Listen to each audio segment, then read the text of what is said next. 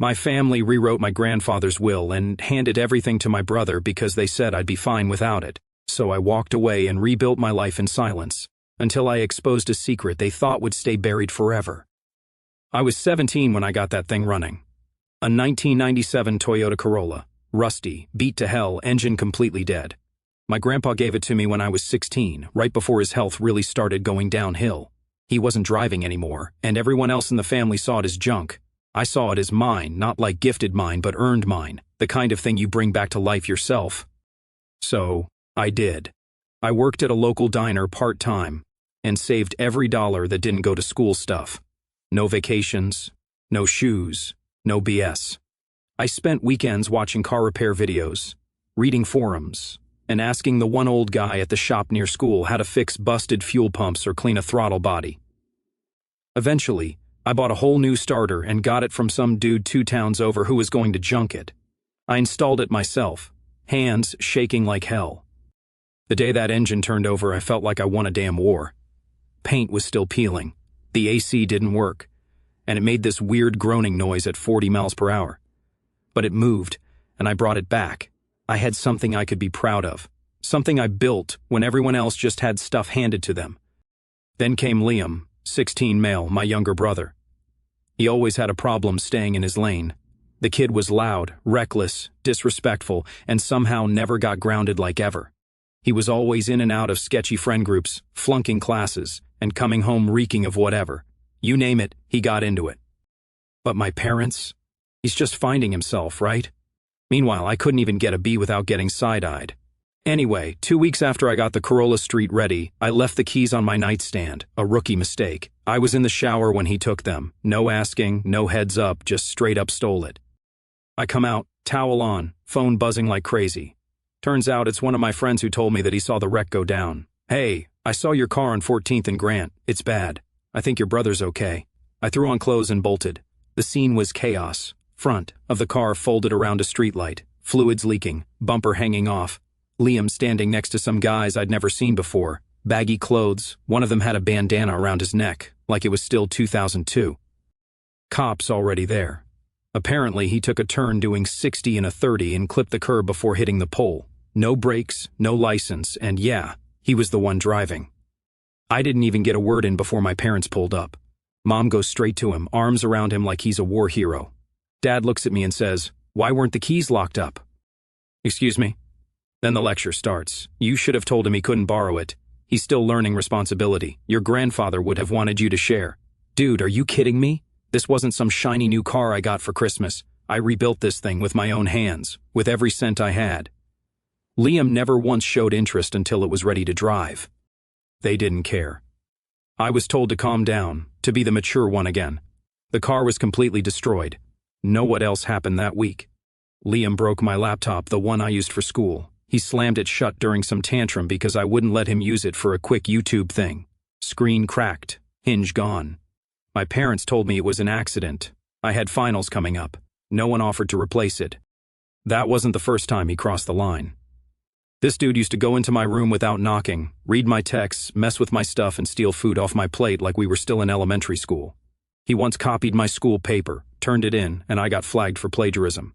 You think anyone backed me? Nope, just more silence. Just more of that "you're the strong one, you can take it" attitude. And yeah, I took it because what was the other option? Scream until I lost my voice and get grounded with him? I just shut up. I cleaned up the mess, fixed what I could, and focused on my exit. I got into a decent university far away, earned a scholarship, moved out the second I turned 18, and took a Greyhound with 2 duffel bags and a used phone. I didn't look back. From the outside, they probably thought I was just chasing success, that I was driven, focused, whatever. The truth? I was tired of building things just for someone else to destroy them.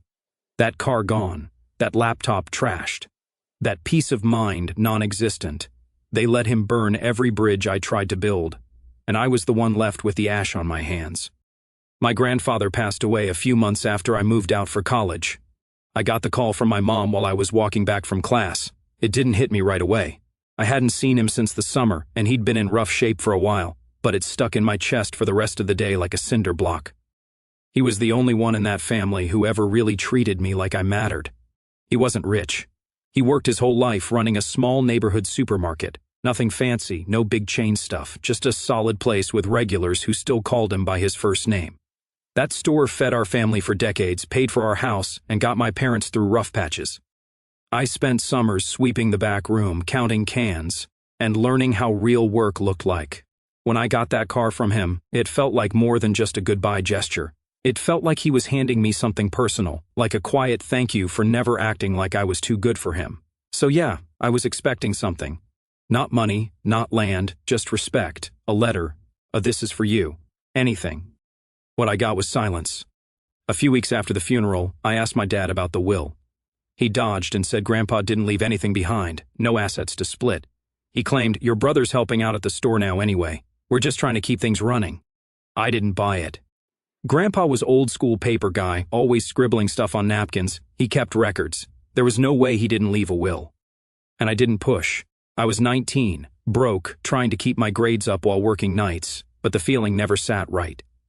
Years go by. I graduate, start teaching. I'm not rich, but I'm finally steady, got my own place, built everything from scratch. No shortcuts, no favors, just grinding every damn day. Then one day, I get lunch with my cousin, my aunt's daughter. We hadn't talked in forever, just catching up. Out of nowhere, she goes, "Hey, I always thought it was weird your name wasn't on Grandpa's will. He used to talk about how he wanted you and Liam to split everything." I froze. "What will?" I asked. She blinks. "The one your dad filed after Grandpa passed? Didn't you sign off on it?" I laughed. Like actually laughed out of confusion. I never saw a will, never signed anything. She pulls out her phone, starts digging through old PDFs she had saved from when her mom was trying to contest some minor detail about land distribution. She finds it and shows it to me. Boom, black and white, dated 2 months before Grandpa died. All assets, including the family supermarket, to be split evenly between my grandsons, Jack and Liam, upon reaching the age of 21. I sat there in that crappy diner, blinking at my own name on a document I was told never existed.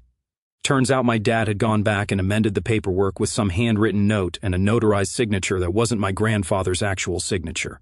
He said it was a clarification Grandpa made on his deathbed, that everything would go to Liam in good faith because I was already successful, and Liam needed the help.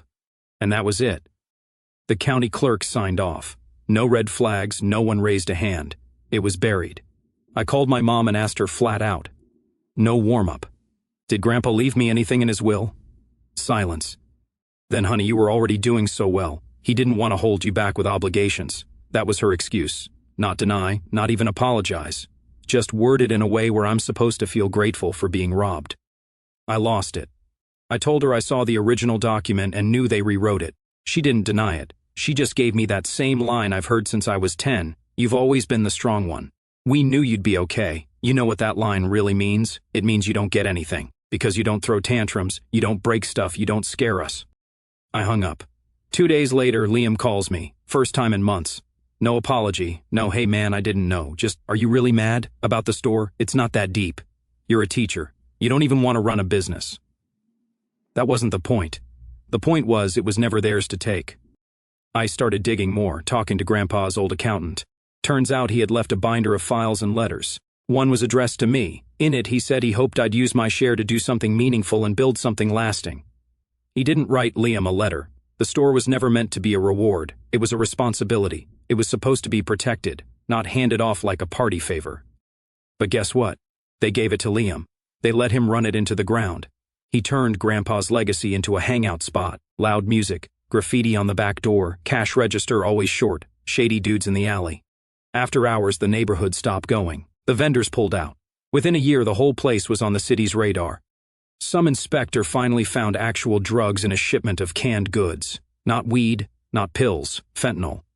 The place got shut down instantly. Police sealed it off. Liam got arrested for unintentional possession with intent to distribute. He had no clue how it even got there. Know who they called? Me, Mom, Dad, all panicked, saying he needed help. Bail was high. Legal fees were coming. They were worried and said I was the only one in the family with a stable income. "You're strong. He's your brother. We just need a little help this one time." Nah. That was the moment I realized they didn't see me as family. They saw me as backup, as a wallet, as the guy who takes the fall so the golden boy gets another restart. I blocked every number. I was done. After I blocked them, I figured I'd get some peace. Wrong, that was just round 2. The store got sealed off. You couldn't even walk past it without seeing the big red notice on the door, closed, under investigation. Local news picked it up, real short clip, just enough to make it awkward for anyone who used to shop there. All they said was a small family-owned supermarket got shut down due to controlled substances being discovered in the inventory. No names, no mugshot, but anyone from our area knew who ran that store. My last name wasn't exactly common. Liam somehow made bail. Don't ask me how. I didn't pay it. I assumed it was either my dad cashing in whatever savings they had, or one of Liam's sketchy friends fronting it. Either way, he was out, and my phone started blowing up again a week later. Not from them. From people I actually knew. Old co-workers, neighbors, even one of my professors from undergrad who shopped there. Hey, what's going on with the store? Is your family okay? One guy even asked if I was the one who got arrested. Yeah, that's how bad they twisted it. I found out later that Liam told people I used to help run the business, and that maybe it was my connection that brought the drugs in. He said I had ties to some people from my college job at a campus bar, which, for the record, I quit after 1 semester because the manager kept underpaying us. They couldn't prove anything. Obviously, I wasn't even in the same city. But you know how it is. Enough people hear a lie, and it sticks like gum on your name. I could feel it in every weird look I got when I visited home for groceries or a haircut. People pretending not to make eye contact, whispering when I passed, like I was some secret criminal mastermind for not bailing my junkie brother out of his mess. But the wildest part? My parents backed his version of events. They didn't say it was my fault. They just kept it vague enough that people assumed I was somehow involved. My dad told one neighbor, "We just wish he'd come home and help us fix this." My mom told another, "It's a family matter, and it's sad that he won't even speak to us right now." No explanation, no defense, just vibes and victim tones, like I was the one who left fentanyl in the damn soup aisle. At one point, they even tried to get one of my old high school teachers to reach out to me as a neutral voice. She sent me this long email about forgiveness, how no one's perfect, and family isn't about fairness. It's about grace. I didn't even answer. I forwarded it to spam. Meanwhile, Liam was going around telling anyone who'd listen that I'd abandoned the family. He said I was always cold, always distant, never supported him. This dude once set fire to my backpack because I wouldn't let him use my credit card, and now I was the bad guy. And yet somehow I'm the problem for not stepping up when his dumb decisions finally hit hard. There was one moment, though, that really sealed it for me. A guy from the neighborhood, let's call him Mitch, ran into me outside a coffee shop. Mitch used to work for my grandpa back when the store was clean, organized, and actually respected. He helped stock shelves, handled suppliers, and did a little bookkeeping. He pulls me aside and goes, "You know they're saying you ghosted them right when things got hard?" I nodded. "Yeah, I heard." He shook his head. "Your grandpa would have been disgusted. That hit different. He told me my grandfather once said I was the one with a real head on his shoulders. He said I had backbone, discipline, the kind of person who doesn't fold just because people demand it." Then Mitch said, "You did the right thing getting out." That was probably the first time anyone actually acknowledged it, that I wasn't the villain, that cutting off my own blood wasn't weakness, it was survival. After that, I stopped second-guessing myself. No more guilt, no more wondering if I should reach out or try to patch things up. They weren't interested in fixing anything. They just wanted me quiet and useful. They weren't a family. They were a sinking ship. And they were mad I didn't go down with them. So here's where things started to turn. After Mitch told me about what Grandpa used to say, I started thinking, what else did they bury? I already knew they tampered with the will. What if there was more? I wanted to know the truth. I remembered Grandpa used to keep this old filing cabinet in his office at the store. It was locked, always dusty, and shoved behind his desk. I was never allowed to touch it, for when I'm gone, he said once like a joke. But I was 15 then and didn't think twice. So I started making calls, not to my family, to people who actually worked at the store during those years. Mitch gave me a couple names. One guy, S, used to do inventory with Grandpa. Another, Linda, handled scheduling. Both had retired, but they were around. I bought some coffees, drove around town, and asked questions. Real ones. Did Grandpa ever talk about paperwork? Did he keep backups? Did he mention what he wanted done with the store? Linda hit me with it. She told me Grandpa gave her a sealed envelope a few weeks before he passed. He told her to hold on to it just in case the family starts acting funny. She thought it was dramatic, but she kept it anyway, never opened it. I almost couldn't believe it. She gave it to me right there in the driveway, dusty, sealed tight, and addressed to me in his handwriting. Inside, a typed letter, dated and signed, no frills, just a straight one-page note explaining what he wanted. If anything happens to me and if the store ends up in the wrong hands, know that this business was built on trust. Your father doesn't understand that anymore. But you do. You always have. My hands were shaking. There was also a second paper, the trust deed itself. Guess what? The property deed had not been fully transferred. The business name, the equipment, the accounts, yeah, those were shifted. But the physical building was still owned by the trust Grandpa set up back in the 90s, and as it turns out, I had legal rights to it. The reason it hadn't come up during the investigation? Because no one looked past the surface. The storefront was in Liam's name now, but the structure, the land, and the lease was still tied to Grandpa's trust, and the trust legally passed to both of us. My father must have missed that when he was playing junior lawyer. And here's the kicker.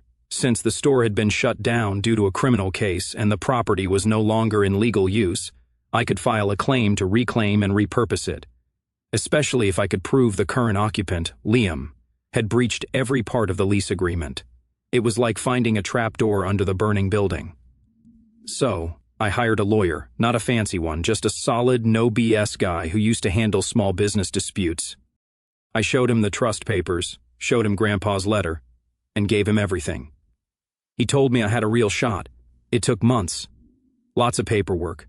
Liam didn't respond to the notices. Neither did my parents. They probably didn't even read them. They were too busy scrambling to fix their PR and keep Liam out of jail. And I wasn't loud about it either.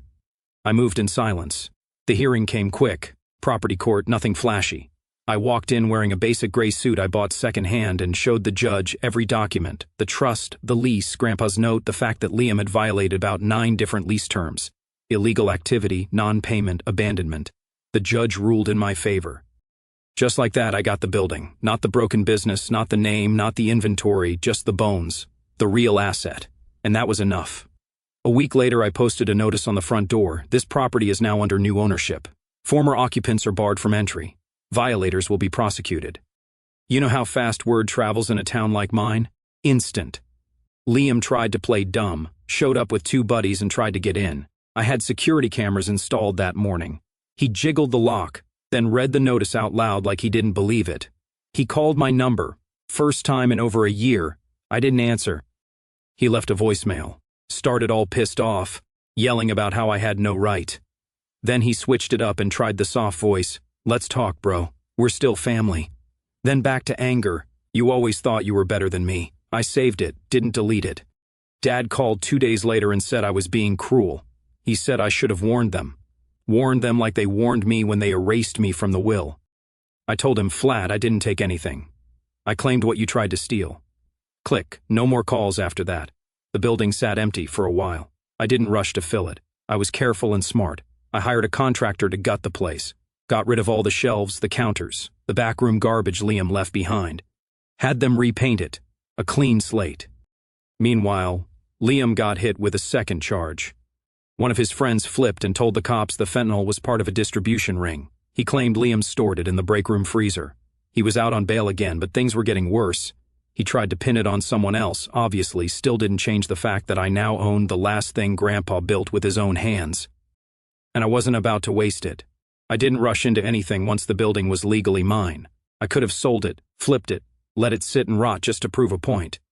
But that's not how I was raised, how Grandpa raised me anyway. He built that place to serve people, not to impress them, not to profit, just to be solid, dependable, the kind of place folks could count on.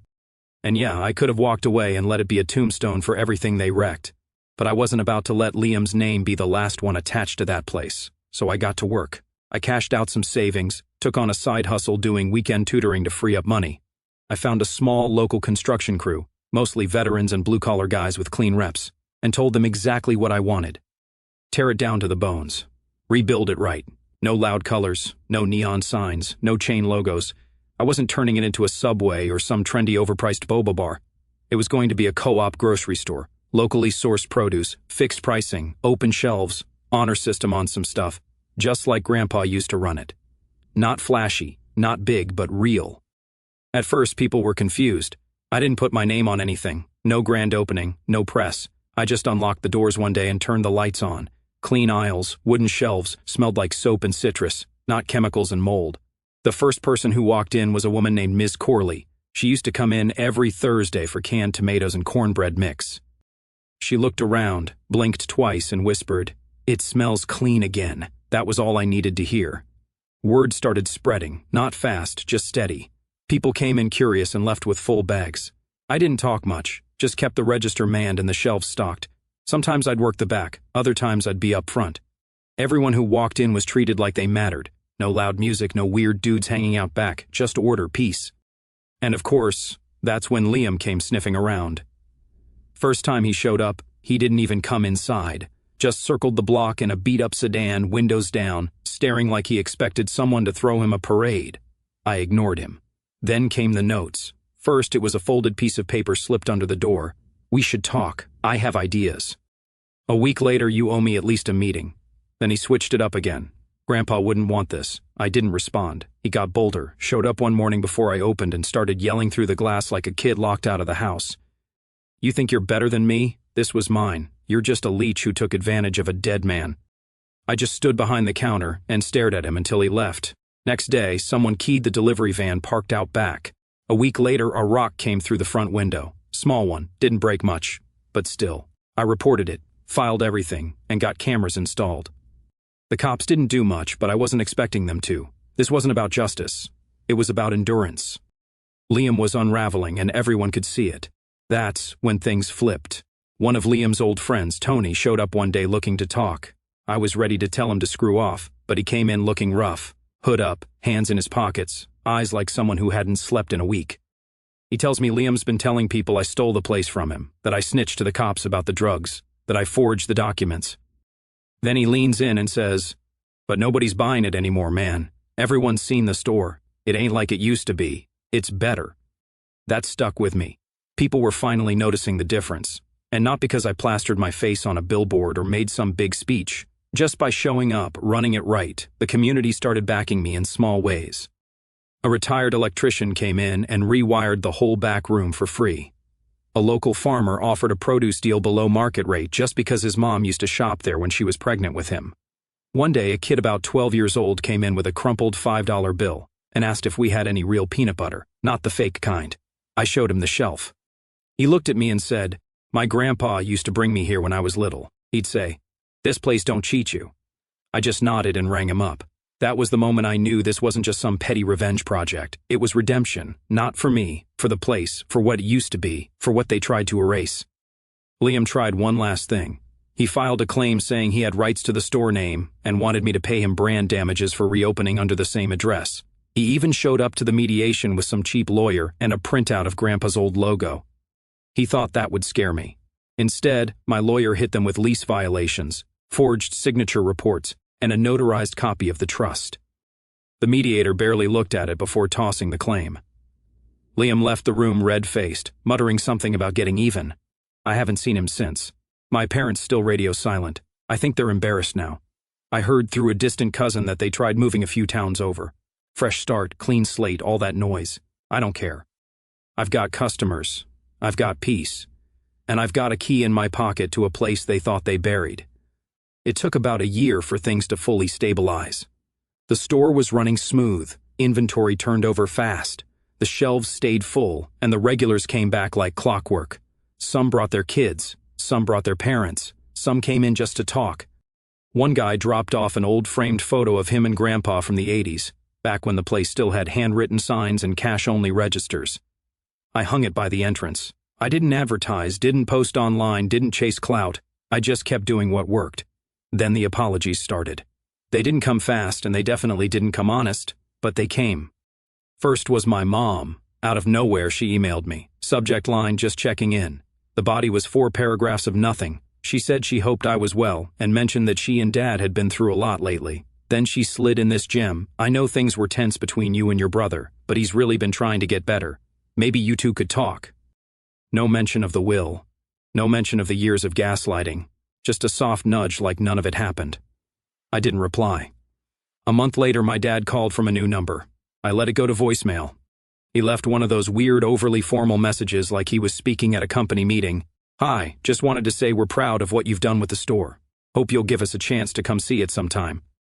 Translation: we want to show up and act like we supported you the whole time. Still no apology, no ownership, nothing. I blocked the number. But the one that hit different, because I didn't expect it, was from my uncle, my dad's older brother. He grew up helping run the store back in the day, then moved out west. He never got involved in the family drama. He and Grandpa weren't exactly close at the end, but they still talked sometimes. He emailed me short and to the point. I don't know what really happened between you and the rest of the family, but your grandfather would have liked what you did with the store. He told me once you were the only one who ever actually listened to him, that you had a builder's hands, not a taker's mind, whatever that means. I hope you're well. Let me know if you ever need anything. That one stayed with me. It didn't mean we were suddenly close or anything, but at least it wasn't manipulative. No fake guilt trip, no rewriting history. Liam didn't reach out, not directly anyway, but I heard about him. He'd been bouncing between towns, couch surfing, picking up sketchy jobs. Apparently he tried to start a side hustle selling energy drinks at gyms, but got banned from one for scamming people. Then, he got hired at a gas station and fired 3 days later for arguing with customers. One of his old friends came into the store one afternoon and said Liam was telling people he used to own this place, that I took it from him.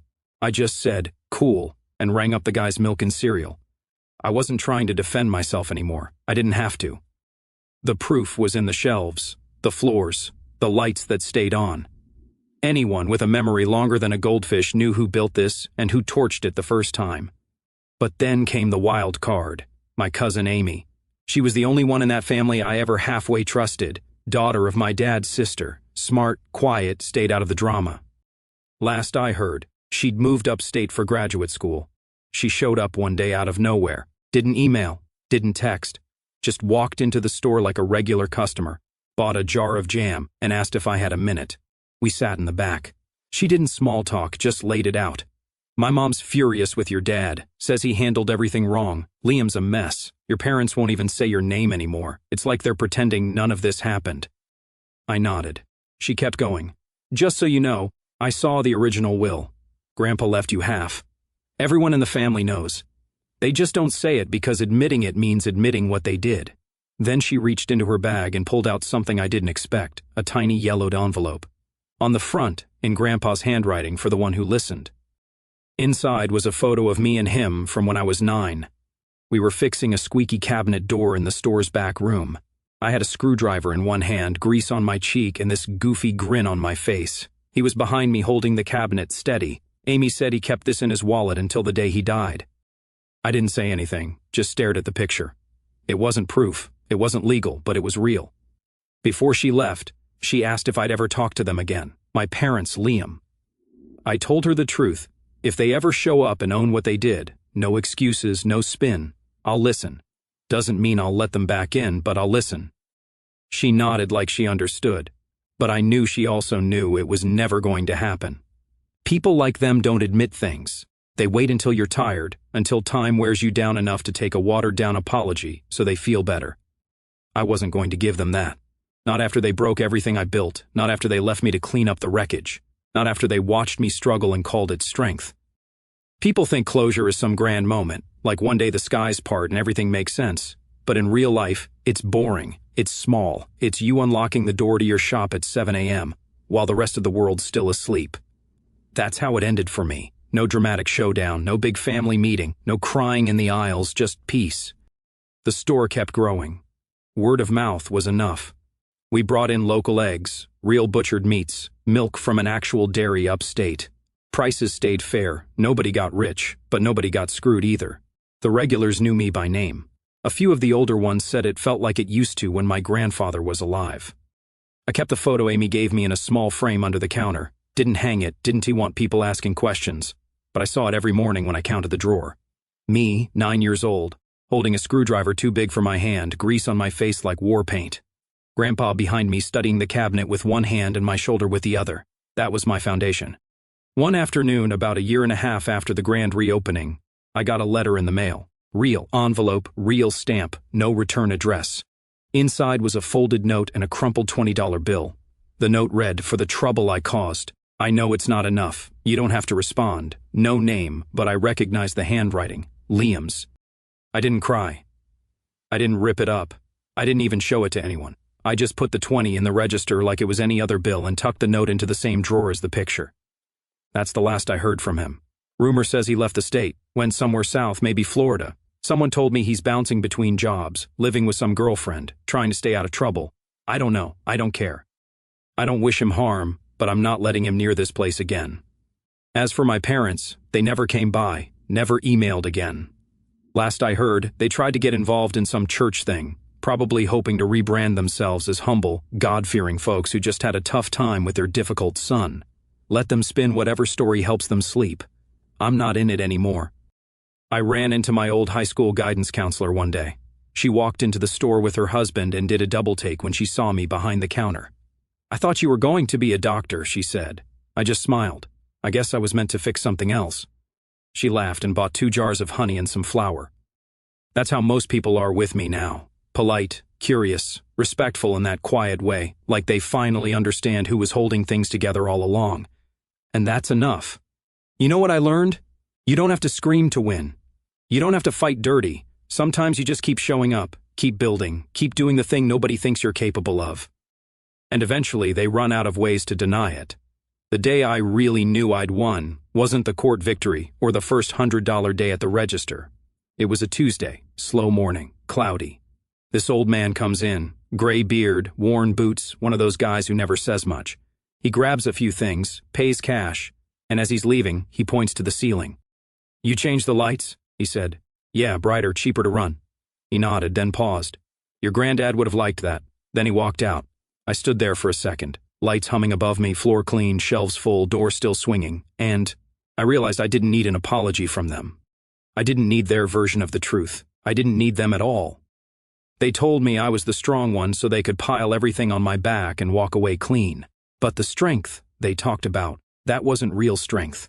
Real strength was walking away and never going back. Real strength was building something they couldn't break. Real strength was silence when they expected shouting, dignity when they wanted drama, a locked door when they came knocking,